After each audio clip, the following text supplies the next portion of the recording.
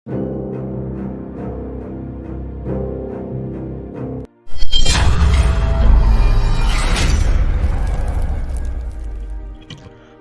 of BP apparatus مونږ ویلو BP apparatus اصل کې کانسیسټ دی په ټو پارټس کې. یو ته ویل کېږي سټیتوسکوپ او بل ته سپیګمومانومیټر.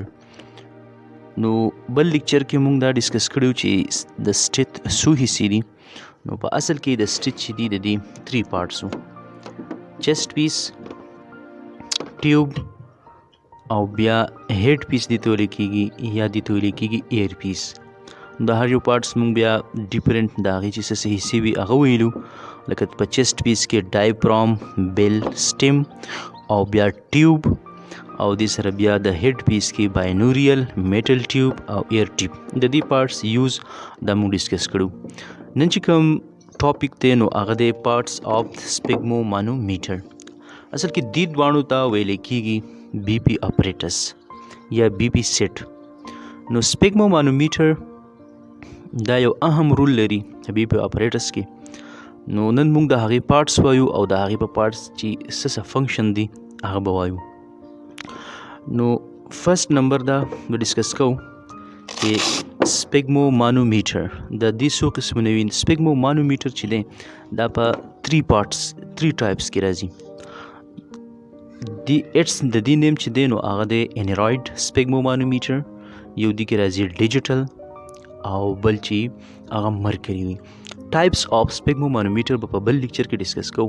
نن چې دی انیرایډ سپیګمومانومیټر د هغې پارټس او د هغې هر یو پارټ څه فنکشن دی هغه به وایو. بیسیکلی که سپیګمومانومیټر انیرایډ سپیګمومانومیټر مونږ اوپن کو نو په دې سپیګمومانومیټر کې فردر بیا ډیفرنٹ پارټس دي او هغه پارټس کم دي نو هغه به اوس مونږ وایو 1 by 1. aneroid سپیګمومانومیټر کې فرست نمبر چې دی دا زموږ سره دې ته ویل کېږي انفلیټیبل کپ. انفلیټیبل کپ کې دننه زموږ سره لګېدلی وي انسایډ بلیډر، ربر بلیډر دې ته ویل کېږي. ربر بلیډر څنګه چې یورینري بلیډر مونږ وایو، ګال بلیډر وایو، دغه شانتې دا یو ربر بلیډر دی انفلیټیبل کپ دې ته ویل کېږي. او د دې بلیډر لپاسه زموږ سره یو کلات وي، کلات. نو دې ته په جمع باندې څه ویل کېږي؟ دې ته ویل کېږي انفلیټیبل کف. دا د دې فرست پارټ شو. سیکنډ پارټ چې دی هغه د دې ټیوبینګ سیسټم دی. 2 ټیوب راغلي دي د څه نه؟ د انفلیټیبل کپ نه، د بلیډر نه 2 ټیوب. اوس دا 2 ټیوب چې دی دې ته په یو اینډ باندې لګېدلی دی کپ، دا تھرډ پارټ شو. او د بل ټیوب اینډ ته لګېدلی دی انیرایډ گیج یا سکیل دې ته هم ویل کېږي. اوس فنکشن د انفلیټیبل کف څه فنکشن دی؟ نو فنکشن د دې دا دی چې دلته کې دا زموږ سره انفلیټیبل کف کې دا بلیډر لګېدلی دی. نو په دې بلیډر کې ډیورینګ بی پی میجرمنټ دلته ایر جمع کېږي. او ایر د کوم ځای نه راځي؟ ایر راځي د دې بلب نه. دا بلب چې دی د زموږ سره پمپینګ سیسټم په دې کې دی، پمپینګ. نو کله چې موږ دا پمپ کوو دلته به ایر راځي او د هغه ایر د وجې نه دلته په انیرایډ گیج کې چې زموږ سره کوم نیډل دی نو دی به څونه پرشر دلته کې دلته راځي نو دی به دا نیډل به داسې روان وي. اوس د انفلیټیبل کف فنکشن دا شو چې دلته به ایر جمع کېږي او د هغه ایر د پرشر د وجې نه به دلته انیرایډ گیج کې به نیډل زموږ سره اپ اینډ ډاون ځي. دغه شانتې بیا د دې ټیوب څه فنکشن دی؟ د ټیوب کوم ټیوب چې راغلی دی د انفلیټیبل کپ نه نو د دې ټیوب فنکشن دا دی چې د دې کپ سایډ ته چې کوم ټیوب دی په کپ باندې به مونږ دلته کې دا سکویز اپ، وین وی سکویز اپ، دا چې کله مونږ سکویز اپ کوو یا دا په دې باندې مونږ فورس اپلای کوو نو هغه فورس د وجې نه به ایر جوړېږي او هغه ایر به راځي دلته کې انفلیټیبل کپ ته. اوس دا کپ کې به کوم ایر چې جمع کېږي د هغه ایر د پرشر د وجې نه هغه ایر به راځي په دې ټیوب کې او هغه ټیوب کې د ایر د پرشر د وجې نه به دلته کې دا گیج زموږ سره د دې سکیل چې دی نو هغه به اپ اینډ ډاون ځي. نو دا هو فنکشن د ټیوب. اوس فنکشن بی پی په دې باندې څنګه بی پی میجرمنټ کېږي؟ نو د دې د بی پی میجرمنټ یا د بی پی اپریټس یوز چې دی هغه به په بل لیکچر کې وایو. اوس په دې کې د مین دغه دا دی فنکشن دا دی چې انیرایډ سپیګمومانومیټر په دې کې ډیفرنٹ سایز راځي. اوس دا سایز چې کوم دی نو دا میډیم دی، یو د دې نه لارج راځي او بل میډیم او سمال راځي. سمال، میډیم، لارج. یو د ایډلټ لپاره راځي، یو د ټینیجر لپاره راځي او یو چې دی هغه د پیډز لپاره راځي. د پیډز چې کوم سپیګمومانومیټر وي هغه سمال وي، بیا په هغې پسې میډیم سایز او بیا چې دی بیا لارج سایز. دا په ډیفرنٹ پیپل کې ډیفرنٹ استعمالیږي. اوس زموږ سره دلته کې چې کوم ګیج دی نو په دې دا ګیج چې دی ملیمیټر آف مرکري. ملیمیټر آف مرکري د چې کوم پرشر دی نو دا د دې یونټ اغستی شوی دی په ملیمیټر آف مرکري کې. نو پرشر چې کله دلته کې زموږ سره په سپیګمومانومیټر په انفلیټیبل کپ کې چې کله زموږ سره ایر جمع کېږي نو د هغه ایر د پرشر د وجې نه به دا نیډل په بره باندې اوس په دا مونږ ګورو چې دا به څنګه برځي.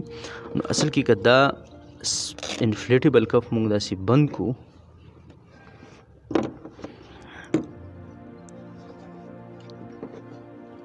او دلته مونږه ایر انفلیټ کوو نو دې ته تاسو کتی شئ.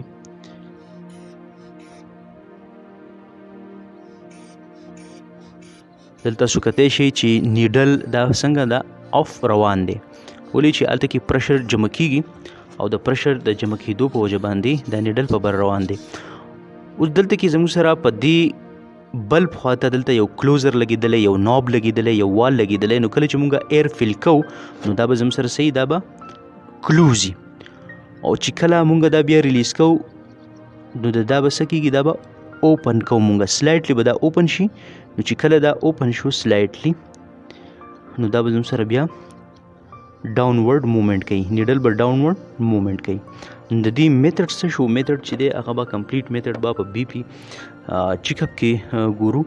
اونلی اوس دا ګورو چې دا نیډل په اف څنګه ځي او ډاون څنګه راځي. نو هغه ټوټل چې دی هغه د دې کف د دې کلوزر د وجې نه دا به مونږ لول آف کو او دلته کې به مونږ ایر جمع کېدل شروع شي. چې څونه ایر جمع کېږي دونه به دا نیډل زموږ سره په بره باندې روان وي. کله چې دا مونږ بیا ریلیز کول غواړو نو دلته کې به دا اوپن شي نوب، چې دا کله اوپن شو نو نیډل به ستاسو سره ډاونورډ را روان شي. تاسو کتی شي نیډل ډاونورډ را روان دی. نو دا و پارټس آف سپیګمومانومیټر. شارټ ریویو کوو. په سپیګمومانومیټر کې څلور پارټس دي. فرست پارټ ته ویل کېږي انفلیټیبل کپ. په انفلیټیبل کپ کې ان سایډ زموږ سره لګېدلی وي بلیډر، بیا د هغې نه را او له پاسه په دې باندې یو کلات وي، دې ته ویلی کېږي انفلیټیبل کپ. د دې نه بعد بیا د دې نه 2 ټیوب راغلی دي. هغه 2 ټیوب یو ټیوب چې دی هغه د کپ سره اټیچ دی او کپ سره دلته زموږ سره کلوزر یا ناب یا وال اټیچ وي د اوپننګ دپاره او د کلوزنګ دپاره. او د ټیوب بل سایډ ته چې دی نو هغې ته انیرایډ ګیج اټیچ وي. انیرایډ ګیج کې زموږ سره د 20 نه والې د 300 پورې میجرمنټ سکیلز دي چې په هغې باندې ډیفرنٹ بی پي مونږ چیک کولی شو. او د دې طریقه څنګه ده، د دې میتھډ دا دی، د دې میکانیزم دا دی چې دلته کې مونږ کله دا ایر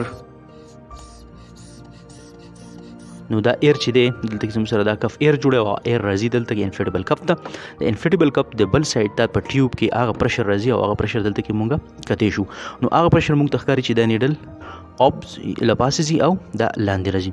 نو هوپفولي تاسو په دې باندې پوه شوي یاست. تاسو څه کوېسچنز کویري وي نو کمنټ سیکشن کې تاسو لیکلی شئ. لایک، شیر اینډ سبسکرپشن به نه هېروئ. الله حافظ.